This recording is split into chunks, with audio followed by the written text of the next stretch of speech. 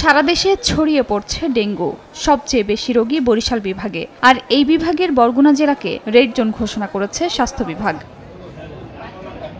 বরগুনায় 241 জন ডেঙ্গুতে আক্রান্ত হয়ে হাসপাতালে চিকিৎসা নিচ্ছেন। এর মধ্যে বরগুনা জেনারেল হাসপাতালে রোববার সকাল পর্যন্ত 219 জন ডেঙ্গু রোগী ভর্তি আছেন। রোগীর চাপ সামলাতে হিমশিম অবস্থা হাসপাতাল কর্তৃপক্ষের। স্যালাইন সংকট দূর হলেও দেখা দিয়েছে পরীক্ষা নিরীক্ষার কিট সংকট। এতে NS1 এবং CBC টেস্ট বন্ধ রয়েছে। বাধ্য হয়ে বেসরকারি ক্লিনিকে টেস্ট করাতে হচ্ছে রোগীদের। এতে বিপাকে পড়েছেন তারা। সমস্ত শরীর ব্যথা করে, বুকে ব্যথা, মাথা ব্যথা করে।